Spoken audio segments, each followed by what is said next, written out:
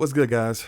First off, thanks for clicking the video. I appreciate all you guys who watch my content, and I hope you guys are doing well in these very historic times. And despite everything that has been going on in the world, Xbox Game Studios and 343 Industries have been grinding away, even while working from home, to make sure Halo Infinite is ready at the launch of Xbox Series X. Now, will it be? That remains to be seen. Why? We'll get into that in a minute. Now, before I get too deep into the weeds, hit the like button. I really appreciate it, and it helps this video get the attention of the ever elusive YouTube algorithm. Okay, with all that out of the way, let's get into it.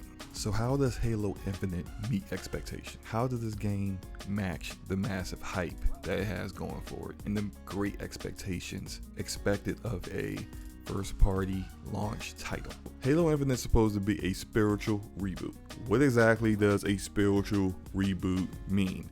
Does it mean they are going to ignore the events of the past two Halo games?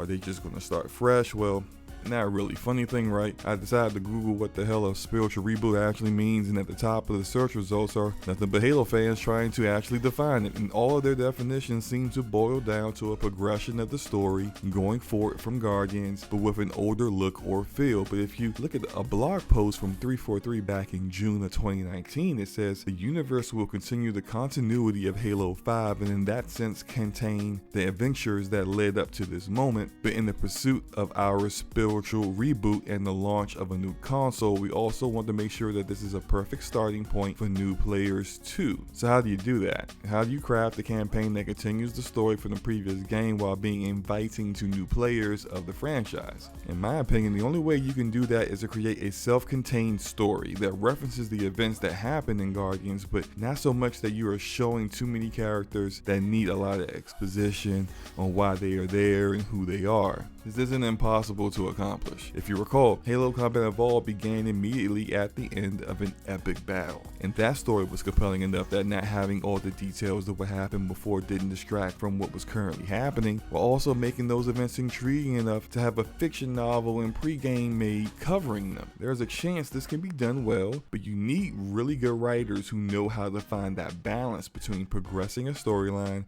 and allowing new players to the story to not get lost. Another balancing act they are attempting is to have Halo Infinite appeal to new gamers, while also making sure it appeals to veteran Halo players. This will prove to be more difficult than nailing the story, as what the majority of players enjoy in most games today is at odds with what Halo players want from Halo. Let's just be honest here. Even as someone who thoroughly enjoyed playing through the Halo games multiple times and reading the books, the game design for Halo is archaic. Now, I'm not saying 343 absolutely needs to implement a battle royale or start having the Spartans parkouring off walls like this is Titanfall. I don't think making those choices will entice new gamers or satisfy the older ones. If potential new gamers want to play a game with features that other modern games have, then they'll just play those games. Long-term, Halo fans want that trademark Halo gunplay. What 343 needs to do is chart their own path, truly be innovative. Create game modes that haven't been done before. Create gameplay additions to the gunplay that complement the playstyle of Halo gamers and not replace the playstyle.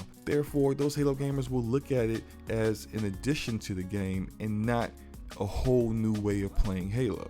Studio director Chris Lee said it would be visually impressive and more expansive. Now let's touch on that for a moment. When we first saw the Slipspace engine at the announcement trailer for Halo Infinite, it was damn impressive. But since then, we've seen next-gen tech demos, and even current-gen games are honestly more impressive looking. Of course, some of that can be narrowed down to preference of certain art directions, of course, but what I think 343 needs to understand is having photorealistic cutscenes, but less impressive actual in-game visuals will not cut it in 2020. It is unlikely that the Slipspace engine will be so little demanding on memory that even though Xbox One S will be capable of that, but that needs to be something that we're getting with Xbox Series X and PC. As far as being more expansive goes, here's my thought on that. I think Halo Infinite is going to allow you to traverse the entire Halo ring it will take place on. The entire thing. It will be an open world game. It will be the least linear Halo game you've ever played. The fact that 343 has been recruiting developers who have experience in creating vast open worlds all but confirms that. And I know that may frighten some of you, but it may very well be the best decision for this franchise. Games in 2020 that keep players engaged months and months after its release all have some form of open world, whether it's specific planets that are big maps that you can just do whatever in, or whether it's just one huge, humongous map that's massive. They all have that, and it all works. I know publishers like Ubisoft have made many gamers cringe every time an open world is said to be in a game, but as long as that open world is alive with dynamic events happening throughout it and not just a pretty but basic and empty world. I mean, we've seen animals running around in the first trailer, but we need more than that. Animals are great to see in the background, but not interact with. Dynamically introducing patrols to fight or side quests to get involved in makes the world seem more real. There's also rumors that Halo Infinite will have RPG element. This is also something that I mentioned in the previous video I did last year called Halo Infinite. It's time for Halo to evolve. Personally, I would love for this to be introduced in Halo, but only if done lightly.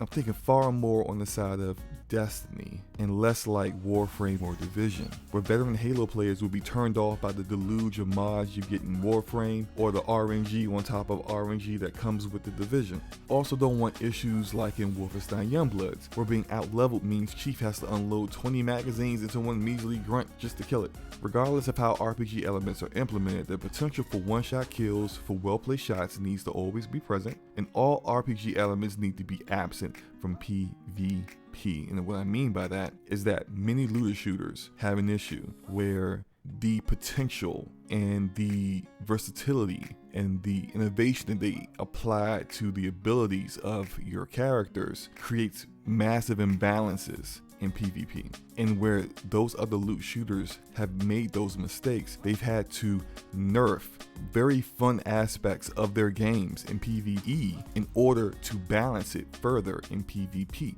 Here's a great way to make sure that doesn't happen in Halo Infinite. Do not have PvP and PvE have anything to do with one another as far as gameplay goes. Problem solved. And finally, I'm going to reiterate something that I've said before. To get today's gamers really invested in PvP for Halo, 343 needs to bring some agency to the gamers on their Spartan. In the past, we have the ability to modify how our Spartans look in PvP.